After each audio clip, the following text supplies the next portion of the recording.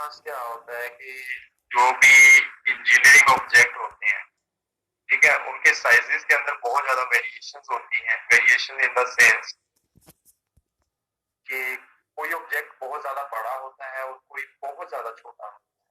ठीक है, for example अगर हम सिविल या मैकेनिकल के ऑब्जेक्ट्स की बात करें, लाइक एरोप्लेन, बिल्डिंग एक्सेट्रा, वो उनके साइजेस क्या होते हैं, बहुत ज्यादा बड़े होते हैं। ठीक है, and that is not possible to draw with the exact size on your drawing sheet. And in this same case, when you go for your wristwatch or small electronic components, that is also not possible to draw with the similar size. Okay?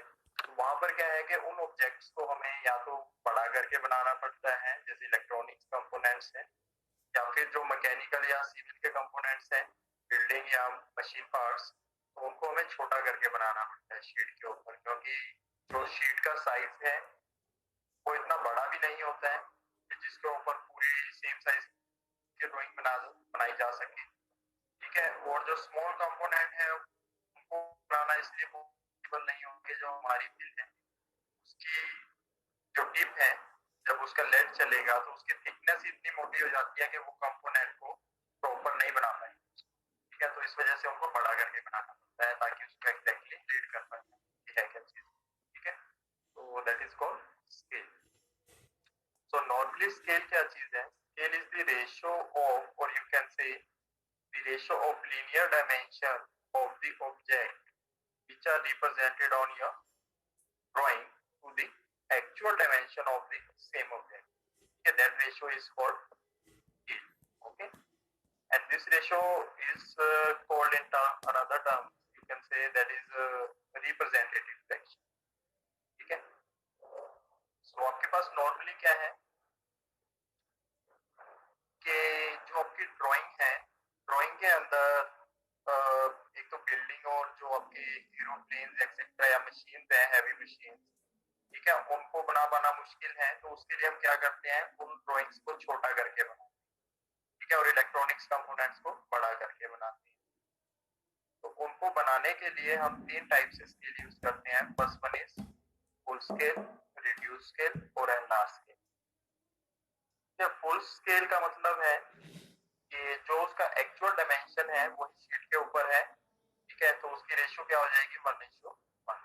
तो जब भी आपकी scale के अंदर आप 1:1 represent कर रहे हो, दैट मींस कि वो फुल साइज स्केल है। जो एक्चुअल में आपका ऑब्जेक्ट था, आपने बिल्कुल वही डायमेंशन शीट के ऊपर बनाया। Second one is reducing scale. Reducing scale is for your building drawings, your machine drawings, your bridges etcetera. ठीक है, और इसके लिए क्या होगा कि जब आप शीट के ऊपर बनाओगे तो आप उसको कुछ पोर्शन के अंदर छोटा कर दो। ठीक है, so that ratio is called reducing scale. ठीक है, और रिड्यूसिंग स्केल में क्या होगा कि जो शीट के ऊपर साइज होगा that will be smaller than the actual one. ठीक है, तो इस केस में जो रेशियो होगी वो रेशियो क्या निकलेगी, 1:something, स्मॉल 1:y। और y क्या होगा, y is the more than 1। ठीक है, y कभी भी 1 नहीं होगा, y की वैल्यू हमेशा मोर देन 1 है। ठीक है, अगर y इज इक्वल टू 1 हो गया तो वो फुल स्केल बन जाएगा, फुल साइज। ठीक है, तो रिड्यूसिंग स्केल के अंदर 1 पहले रहेगा और रेशियो के बाद वाली value more than 1। Third one is enlarge scale. Enlarge scale में क्या होगा कि कोई भी ऑब्जेक्ट जो है उसको बड़ा करके बनाया जाएगा शीट के ऊपर। उस केस में क्या रहेगा, तो रेशियो होगी x ratio 1, where x is the value which is more than 1। And last scale जो है उस केस के अंदर हमेशा रेशियो से पहले वाली जो वैल्यू है वो मोर देन 1 हो। तो ये डिफरेंस याद रखना, रिड्यूसिंग स्केल में 1 पहले लिखा जाएगा और more than 1 value, more than 1 जो वैल्यू है वो रेशियो के बाद। और एनलार्जिंग स्केल में उल्टा होगा, मोर देन 1 वाली वैल्यू पहले लिखी जाएगी, देन रेशियो के बाद 1 आएगी। ठीक है, तो यहाँ से रेशियो को पढ़ के हमें पता चलता है कि हमने ड्राइंग को बड़ा करके बनाया है या छोटा करके,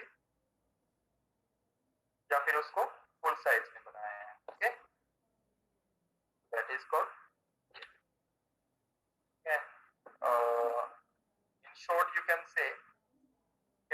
Production of large object must be reduced to accommodate on standard size drawing sheet. ठीक है, जो बड़े आपके ऑब्जेक्ट्स हैं उनको हम छोटा करके बना रहे हैं ड्राइंग शीट के ऊपर. This reduction creates a scale of that reduction ratio. ठीक है, तो वो क्या है, स्केल के लिए वो एक रिडक्शन रेशियो है कि हमने उसको कितना रिड्यूस करके बनाया है. ठीक है, और वो एक फ्रैक्शन के अंदर था. क्या fraction is called representative fraction. ठीक है, that ratio is called representative factor और रिप्रेजेंटेटिव फ्रैक्शन. ठीक है, similarly in case of tiny object dimension must be increased for a purpose. ठीक है, कि जो सेम पर्पस हमने ऊपर था कि उस चीज को स्टैंडर्ड करने के लिए ताकि उसको विजिबिलिटी और वो रीड की जा सके ड्राइंग, तो हम जो स्मॉल ऑब्जेक्ट हैं उनको बड़ा बनाते हैं. यस जी डियर, क्वेश्चनिंग है कोई? No sir. Okay, so that is called enlarged scale. ठीक है,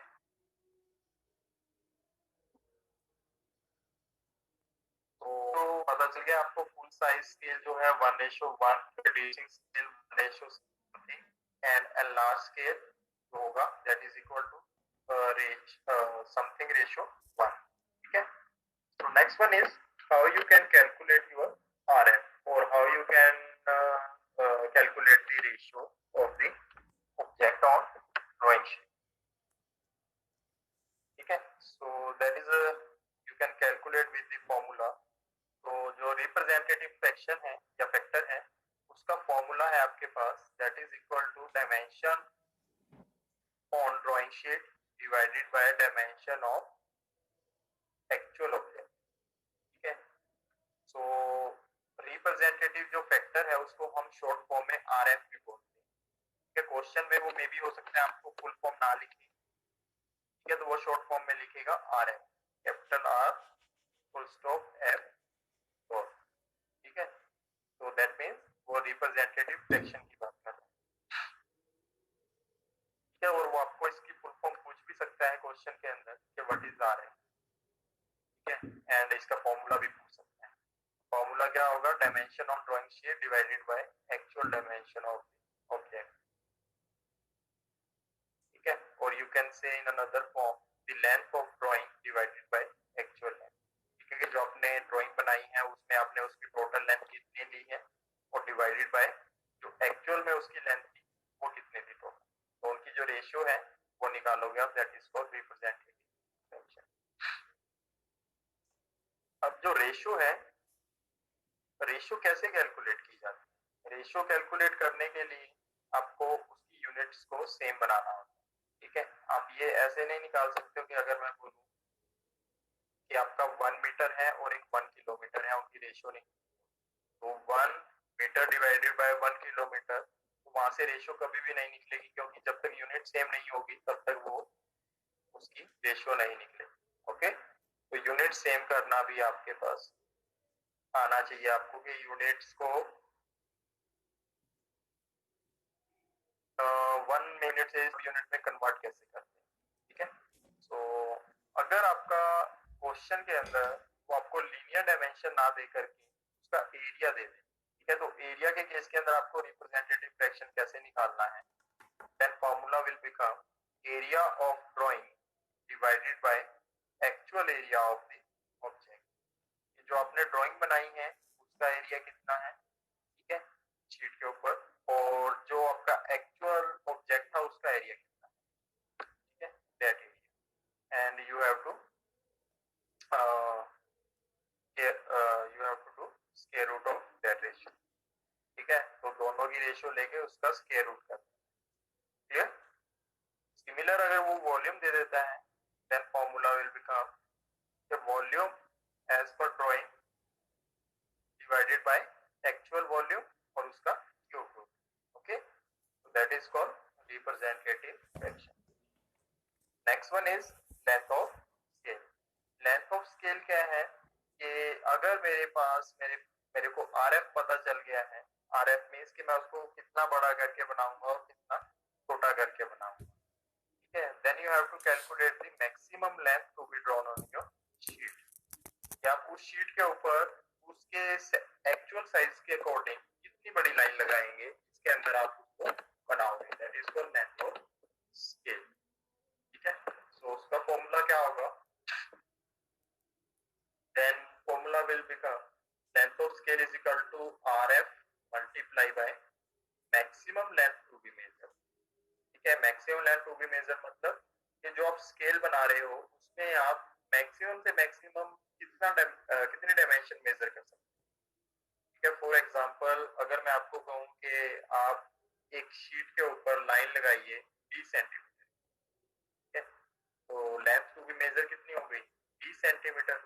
ठीक है, लेकिन आप स्केल यूज कर रहे हो 15 सेंटीमीटर का। ठीक है, तो 15 सेंटीमीटर वाले स्केल से आपने एक लाइन लगाई जिसकी लेंथ कितनी हो गई 15 सेंटीमीटर, तो आप क्या 15 सेंटीमीटर लाइन के अंदर 20 सेंटीमीटर दिखा पाओगे, नॉट पॉसिबल। तो हमेशा लेंथ ऑफ स्केल जो है वो ज्यादा होनी चाहिए आपकी जो आप उसके अंदर मेंशन करना चाहते। अगर मेरे को 20 सेंटीमीटर रिप्रेजेंट करना था शीट के ऊपर, तो उसके लिए जो लाइन लगाई जाएगी, ठीक है, वो मोर देन 20 सेंटीमीटर होनी चाहिए। ठीक है, तभी मैं उसके अंदर उसको 20 सेंटीमीटर को रिप्रेजेंट कर पाऊँ। ठीक है, तो ये चीज डिपेंड करती है, मे बी ये क्वेश्चन में आपको गिवन भी हो सकती है कि मैक्सिमम आप कितनी डायमेंशन के लिए स्केल बनाएंगे, और ये भी हो सकता है कि वो आपको मेंशन ना करे, उसके क्वेश्चन के अंदर से आपको फुल अंदाजा लगाना होगा कि मैं लेंथ ऑफ स्केल कितनी बनाऊं और मेरे को उसने क्या मेजर करने हैं। Okay, that is called. Next one is conversion unit. एक तो आपको यूनिट्स पता होनी चाहिए कि जो स्केल के अंदर जो स्केल के अंदर यूनिट्स है वो कौन कौन सी यूनिट्स यूज होंगी। एंड सेकंड थिंग इज कि जो बिग यूनिट है उससे स्मॉल यूनिट के अंदर उसकी कन्वर्जन कैसे होगी, क्योंकि जब आप रेशियो निकालोगे तो आपको यूनिट्स को सेम बनाना होगा और सेम यूनिट के लिए आपको कन्वर्जन करनी होगी और उसके लिए आपको कन्वर्जन टेबल याद करना होगा। ठीक है, तो आपकी नॉर्मल जो यूनिट्स हैं वो सबसे स्मॉल यूनिट mm होती है और सबसे बड़ी जो यूनिट हम मेजर कर लेते हैं, ठीक है, दैट इज किलोमीटर। ठीक है, for normal purpose drawing up to civil engineering और आर्किटेक्ट। ठीक है, सो उसके लिए क्या होता है कि वो मैक्सिमम से मैक्सिमम किलोमीटर में मेजर करें, इससे ज्यादा में मेजर नहीं करें। तो कन्वर्जन यूनिट क्या होगी कि मिलीमीटर से लेके किलोमीटर के अंदर कौन कौन सी यूनिट्स आती है, पहले तो मेरे को ये पता होनी चाहिए। ठीक है, सबसे स्मॉल है मिलीमीटर, मिलीमीटर के बाद आती है आपकी सेंटीमीटर, सेंटीमीटर के बाद आपकी आती है डेसीमीटर, डेसीमीटर के बाद मीटर, मीटर के बाद डेकामीटर और डेका के बाद हेक्टो, हेक्टो के बाद किलोमीटर। ठीक है, तो ये उसका पैटर्न है कि स्मॉल से अपवर्ड डायरेक्शन में किलोमीटर तक पहुंचते हुए कितनी यूनिट्स मेरे पास आएंगी। ठीक है, देन कन्वर्जन क्या होगी, यू ऑल नो दैट कि स्केल के अंदर जो 1 सेंटीमीटर होता है उसमें कितने मिलीमीटर होते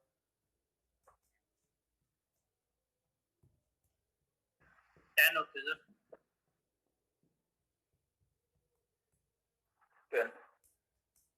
30।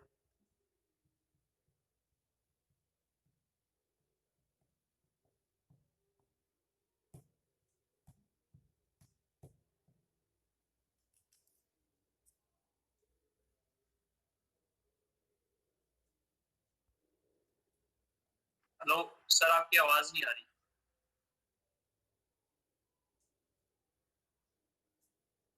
होता है 1 deci is equal to 10 centimetre, 1 metre is equal to 10 decimetre, 1 deca is equal to 10 metre, 1 hecto is equal to 10 deca and 1 kilometre is equal to 10 hectometre. ठीक है, तो ये क्या है कि 1 main unit is equal to how much sub unit. ठीक है, अब ऐसे ही आपको पता होना चाहिए कि 1 kilometre is equal to how much millimetre, 1 decametre is equal to how much centimetre, ठीक है, और 1 hectometre is equal to how much decimetre. ठीक है, तो यहाँ से आपको कन्वर्जन आनी चाहिए कि 1 unit is equal to how much another unit. ठीक है, फॉर एग्जांपल 1 किलोमीटर में कितने मिलीमीटर होंगे,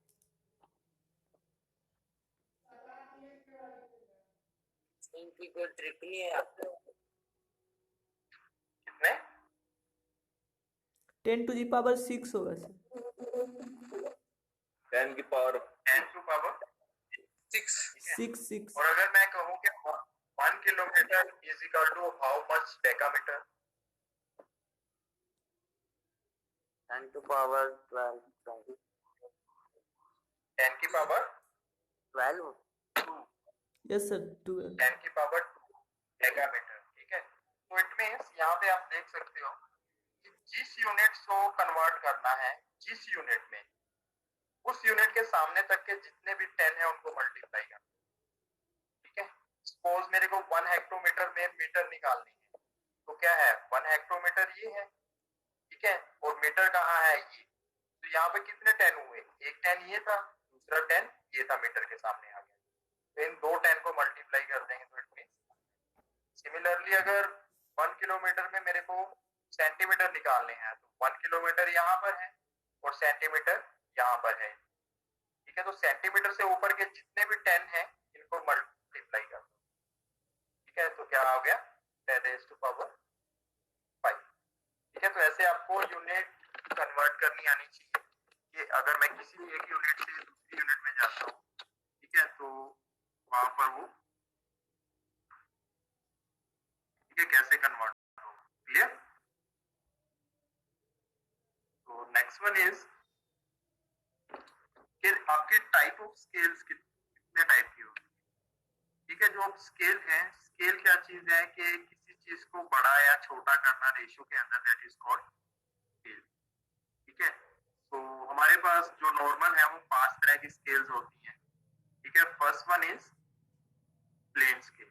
प्लेन स्केल का मतलब है जो आपका नॉर्मल स्केल आप यूज करते हो, that is called plain scale, ठीक है। प्लेन स्केल जब हम शीट पे बनाते हैं तो मतलब कोई ऐसा स्केल जिसकी हेल्प से मैं सिंगल डेसिमल तक कोई वैल्यू मेजर करता हूँ, that is called plain scale, ठीक है। तो आपका जो नॉर्मल स्केल होता है उसमें 2 यूनिट होती है, एक होती है सेंटीमीटर और एक होती है mm, ठीक है। तो वहां पर आप क्या मेजर कर सकते हो कि 1.1 सेंटीमीटर, 1.2 सेंटीमीटर, 1.3 सेंटीमीटर, ठीक है, अप टू 1.9 सेंटीमीटर, ठीक है। तो 0.9 तक आप कोई भी डायमेंशन मेजर कर सकते हो, उसके बाद वो मेन यूनिट में कन्वर्ट हो जाएगी। अगर 10 पे जाओगे तो वो मेन यूनिट बन जाएगी, फिर दोबारा सेंटीमीटर में, मतलब 1.10 इज इक्वल टू का मतलब क्या है कि 2 सेंटीमीटर हो गया, ठीक है। So that is called plain scale. जब भी हम मेन यूनिट और उसकी सब यूनिट को मेजर करते हैं, that is called plain scale. Second one is diagonal scale. Diagonal scale क्या चीज होती है कि जब हम 2 डेसिमल तक मेजर कर सकते हैं किसी स्केल, ठीक है, that scale is called diagonal scale, ठीक है। Your vernier scale is also called diagonal scale, ठीक है। So third one is vernier scale, ठीक है। वर्नियर स्केल के अंदर क्या होता है, ये डिपेंड करता है कि उसका लीस्ट काउंट कितना है, ठीक है। सपोज अगर आपका लीस्ट काउंट उसका 0.02 mm है, ठीक है, तो वहां पर क्या होगा कि उस केस के अंदर जो उसका 1 mm है उसकी डिवीजन कितनी कर दी गई है, 50 डिवीजन, ठीक है। तो इट मींस क्या हो गया कि वहां पर मैं 0.2 मिनिमम मेजर कर सकता हूँ। तो इसका मतलब क्या हो गया कि 2 डेसिमल पॉइंट चला गया है, ठीक है। तो ऐसे ही that is called diagonal scale, ठीक है। Vernier scale and diagonal scale दोनों में 2 डेसिमल तक मेजर कर सकते हैं, ठीक है। Next one is comparative scale. Comparative scale क्या होती है, ये कंपैरिजन के लिए होती है कि दो कोई भी यूनिट्स हैं उनको हम कंपेयर करते हैं कि 1 unit is equal to how much another unit, ठीक है। फॉर एग्जांपल कि आपका स्केल है जो उसके एक साइड पे सेंटीमीटर और मिलीमीटर होते हैं और दूसरी साइड के ऊपर आपके इंचेस होते हैं, ठीक है। अगर आपको निकालना हो कि 1 inch is equal to how much mm और हाउ मच सेंटीमीटर, आप क्या करोगे, वहां से एक प्रोजेक्शन ले जाओगे, वो जाकर के mm वाली स्केल के ऊपर जहां पर कट करेगी वहां पे आप उसको मेजर कर लोगे कि 1 inch is equal to how much mm और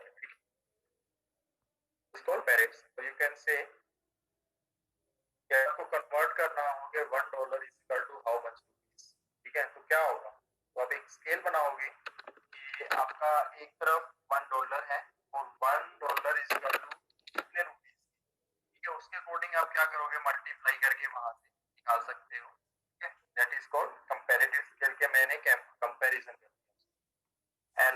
is scale of chord. Scale of chord क्या है? ये एंगल मेजर करने के काम आता है कि अगर मेरे को किसी ड्राइंग में या ऑब्जेक्ट का एंगल मेजर करना है तो मैं स्केल की हेल्प से, एक प्रोटेक्टर की टाइप से स्केल बन जाती है शीट के ऊपर जिससे मैं एंगल मेजर कर सकता हूँ. ओके, तो next one is sir vernier scale बताइएगा. कौन सा?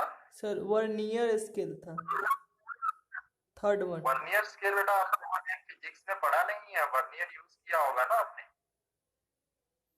वर्नियर यूज नहीं किया आप लोगों ने कभी? Sir vernier caliper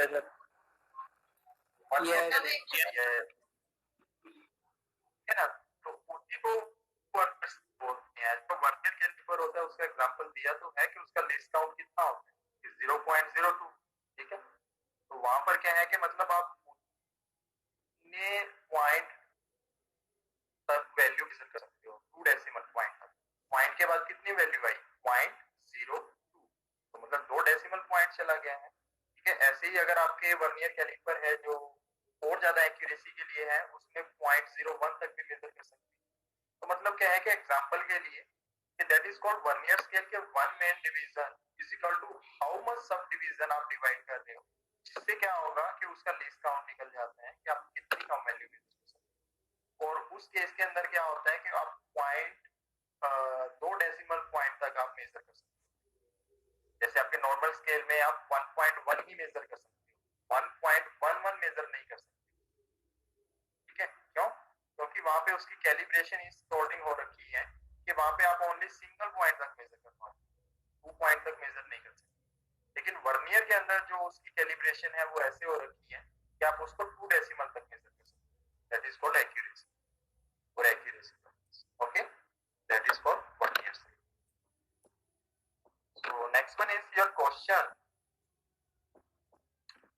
So this one is your first question of plane scale. तो प्लेन स्केल के अंदर सबसे पहले आपको क्या करना है कि क्वेश्चन को अंडरस्टैंड करना है कि क्वेश्चन में वो क्या कहना चाहते हैं. ठीक है, then you have to calculate the RF according to the question. ठीक है, जो भी क्वेश्चन में उसने आपको पैरामीटर्स दिए हैं उसके अकॉर्डिंग आपको आरएफ कैलकुलेट करना है. That is called representative fraction. ठीक है, then you have to calculate the length of scale. ठीक है, अगर ये चीज आपकी कैलकुलेट होती है then you can draw your scale.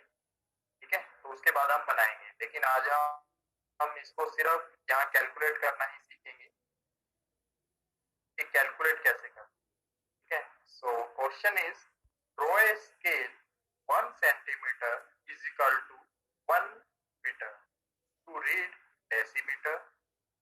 ठीक है, तो ये एक पार्ट हो गया क्वेश्चन का कि वो कह रहा है कि ड्राइंग शीट के ऊपर अपने एक स्केल बनानी है जो 1 सेंटीमीटर स्केल के अंदर का डिस्टेंस है वो 1 मीटर को रिप्रेजेंट करता है.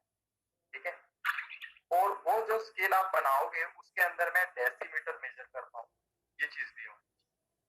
ठीक है, टू रीड डेसीमीटर. ठीक है, to measure maximum distance of 6 metre. और जो आपकी स्केल है वो इतनी बड़ी होनी चाहिए कि उसके अंदर मैं 6 मीटर तक का डिस्टेंस मेजर करता हूँ. ठीक है, तो उसने मैक्सिमम डिस्टेंस भी दे दिया है कि स्केल कितनी बड़ी होनी चाहिए. तो इट मींस कि 6 मीटर के लिए वो स्केल होनी चाहिए. ठीक है, कि मैं 6 मीटर तक कोई भी डायमेंशन मेजर कर सकता हूँ. ठीक है, then show on it a distance of 4 metre 6 decimetre. है ना, अगर 6 मीटर की आपके पास स्केल होगी तो उसके अंदर आप उससे 6 से कम कोई भी वैल्यू मेजर कर सकते हो. तो उसने कहा है कि मेरे को मेजर करके बताओ कि 4 मीटर 6 डेसीमीटर कहाँ पर. ठीक है, सो स्टार्ट करते हैं. सॉल्यूशन के अंदर क्या होगा, सबसे पहले आप आरएफ कैलकुलेट करोगे. आरएफ का फॉर्मूला क्या होता है कि dimension of drawing divided by dimension of object. अब वो क्या बोल रहा था फर्स्ट लाइन में, उसने बोला था कि draw a scale 1 centimetre is equal to 1 metre. इसका मतलब क्या है कि जो ड्राइंग के ऊपर आपका 1 सेंटीमीटर है वो रिप्रेजेंट कर रहा है 1 मीटर को. ठीक है, तो आरएफ का फॉर्मूले के अकॉर्डिंग क्या हो जाएगा, 1 सेंटीमीटर डिवाइडेड बाय 1 मीटर. ठीक है, अब दोनों की यूनिट तो सेम नहीं है लेकिन आरएफ क्या कहता है, आरएफ इज यूनिटलेस. ठीक है, और यूनिटलेस मतलब RF is a ratio, ratio unit less होती है, तो मतलब इसकी यूनिट को खत्म करना पड़ेगा। अब सेंटीमीटर मीटर से तो कैंसिल नहीं होगा, सेंटीमीटर तो सेंटीमीटर से कैंसिल होगा, तो you have to convert the metre into centimetre. Conversion table में चेक करोगे, वहां पे 1 metre is equal to how much centimetre, कितने सेंटीमीटर होंगे 1 मीटर? 100 होगा। 100 सेंटीमीटर होंगे, तो क्या हो गया, 1 सेंटीमीटर डिवाइडेड बाय 100 सेंटीमीटर हो जाएगा। मीटर को कन्वर्ट कर दोगे सेंटीमीटर में तो डिवाइडेड बाय 100 सेंटीमीटर आ जाएगा ना, 1 की बजाय, और सेंटीमीटर से सेंटीमीटर कैंसिल हो जाएगा, तो रेशियो क्या बनेगी, 1:100। That ratio is called RF, ठीक है, रिप्रेजेंटेटिव फ्रैक्शन। क्लियर है? क्लियर है इतना? Yes sir. Next you have to calculate the length of scale, ठीक है। अब लेंथ ऑफ स्केल क्या होगी, उसका फॉर्मूला होता है RF multiply by maximum distance to be measure. अब उसने क्वेश्चन में देखो क्या कहा है कि to measure maximum distance of 6 metre, ठीक है, तो क्या कितना मेजर कर सकता हूँ मैक्सिमम से मैक्सिमम में, 6 मीटर, तो मतलब मेरे को जो स्केल बनानी है वो 6 मीटर के अकॉर्डिंग बना। अब RF है 1/100 मल्टीप्लाई बाय 6 मीटर। अब 6 मीटर है, तो मीटर को भी मेरे पास जो स्केल है आपका ड्राफ्टर का, उसमें तो यूनिट सेंटीमीटर होती है और mm होती है, तो आप क्या करोगे कि जब शीट पे बनाओगे तो आपको या सेंटीमीटर में लोगे या mm में लोगे डायमेंशन, तो उसके अकॉर्डिंग यहाँ पे इसको कन्वर्ट करो, या तो सेंटीमीटर में या फिर mm में। मोस्ट प्रोबेबली अगर आप mm में लेकर के जाओगे तो उससे भी आपको सेंटीमीटर में ही बनाना है शीट के ऊपर, तो आप इसको सेंटीमीटर में ही कन्वर्ट कर, ठीक है। तो क्या होगा कि 6 मीटर को फिर सेंटीमीटर में कन्वर्ट कर दो, तो क्या हो जाएगा 600 सेंटीमीटर, ठीक है। 100 नीचे था, 100 से 100 कैंसिल, तो क्या आया, length of scale is equal to 6 centimetre, ठीक है। तो मतलब जो शीट के ऊपर मैं पहले लाइन लगाऊंगा, that line will be equal to 6 centimetre, okay, तो that is your length of scale. उसके बाद हम स्केल ड्रॉ करें, ठीक है। तो स्केल वाला पोर्शन मैं आज नहीं करवाऊंगा, टाइम भी हो गया वैसे, तो आप लोगों ने क्या करना है, मैं आपको 1-2 क्वेश्चन लिखवा रहा हूँ, आप लोगों ने उसके RF कैलकुलेट करने, ठीक है। तो क्वेश्चन नोट कर लीजिए, RF कैलकुलेट करने। सर आप ये PDF सेंड कर देना। मैं PDF बेटा बना दूंगा, अभी तो 2 स्लाइड ही हुई है इसमें, ठीक है। ये PDF मैं आपको सेंड कर दूं, ओके सर। अभी 2 स्लाइड है, आप स्क्रीनशॉट ले लो फिलहाल के लिए अगर आपको चाहिए तो, ठीक है। आपको एक ये वाली इसकी स्क्रीनशॉट चाहिए होगा कन्वर्जन टेबल का, ठीक है, यहाँ से स्क्रीनशॉट ले लो इसका। सेकंड जो क्वेश्चन है वो मैं आपको बता रहा हूँ, अगली वाली, ठीक है। एक ये और आपको चाहिए होगा कि RF कैसे कैलकुलेट करते हैं, ओके। और ले लिया सर। सर अभी जो क्वेश्चन कराए सर उसका भी,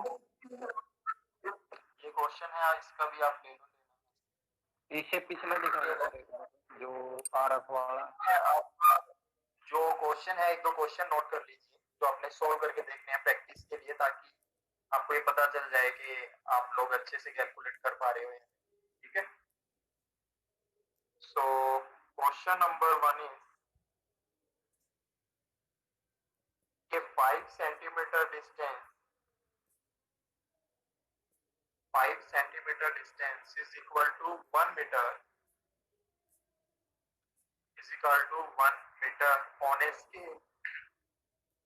on a scale.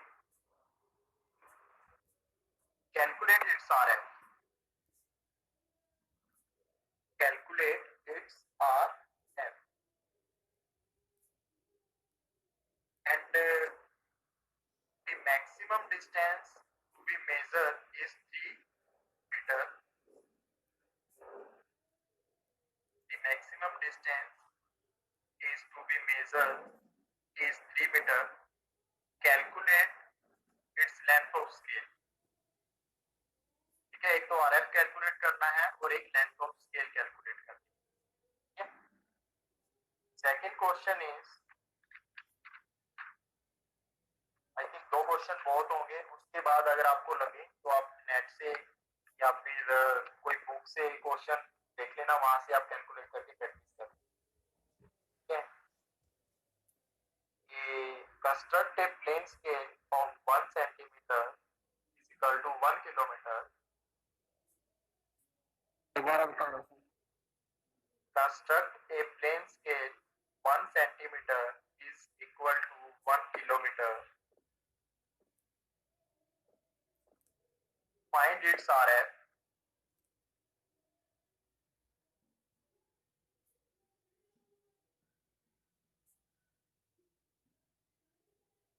The length of scale calculate। एक और बार लेंथ ऑफ स्केल से रिपीट। लेंथ ऑफ स्केल जो निकालनी है वो आपको निकालनी है 12 किलोमीटर। 12 किलोमीटर के लिए आपकी लेंथ ऑफ स्केल कितनी होगी? Calculate the length of scale for 12 kilometre. Leave कर दे।